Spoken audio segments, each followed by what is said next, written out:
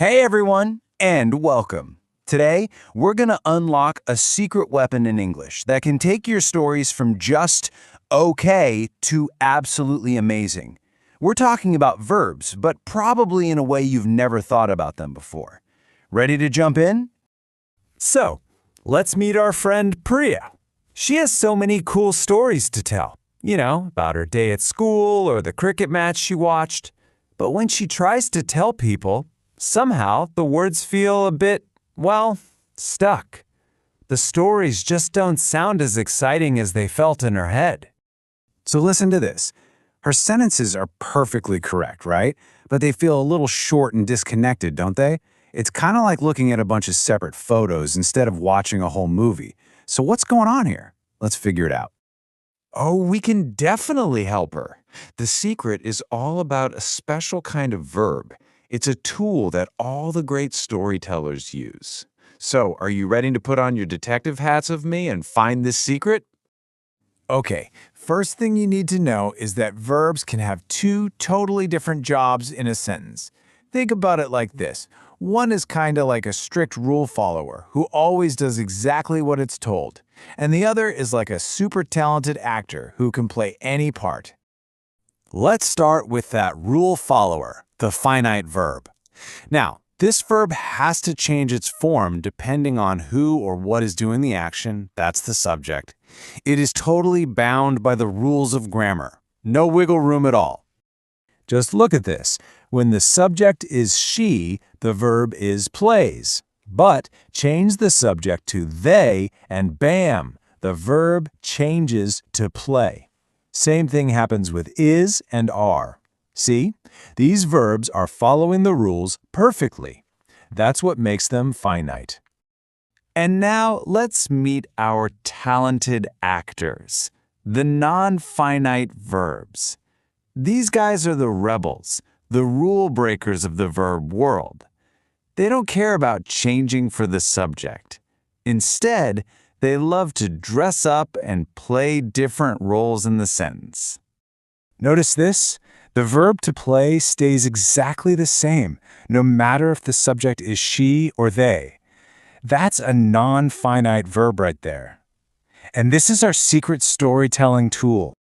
So these actor verbs of ours have three main disguises they like to wear to transform our sentences.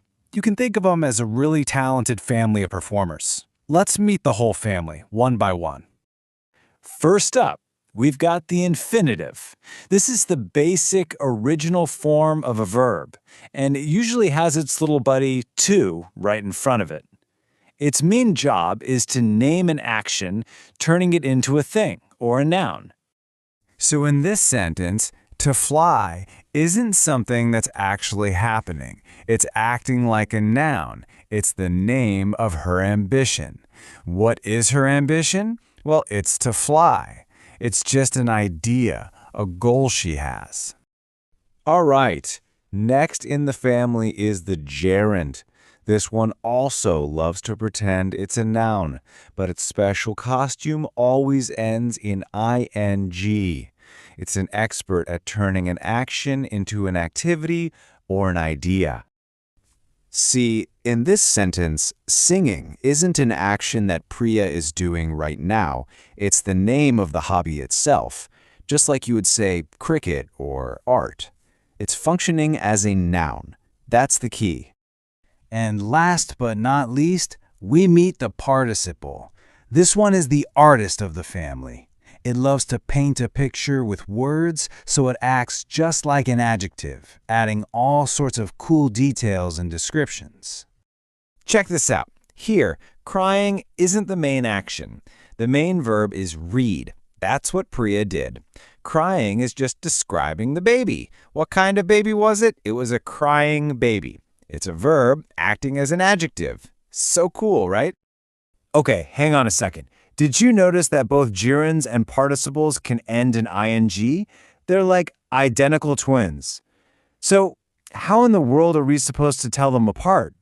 Actually, it's way simpler than it looks. All you have to do is ask one question. Is the ing word the name of an activity, acting like a noun, Or is it describing something or someone, acting like an adjective? So, traveling is fun. That's a noun. But look at the barking dog. Barking is describing the dog. It's an adjective. See the difference? All right, so Priya has been listening very carefully, and she's learned all about her new grammar superpowers. So now she's ready to tell her story again. Let's see how it's transformed. Remember how she started? I saw a girl in the market. She was carrying a basket. It's fine, but it doesn't really grab you. It feels like two separate, simple thoughts. And now, wow! I saw a girl in the market carrying a basket. By using that participle, carrying, she's blended two short sentences into one smooth, descriptive one. It flows so much better, and it paints a really clear picture in your head.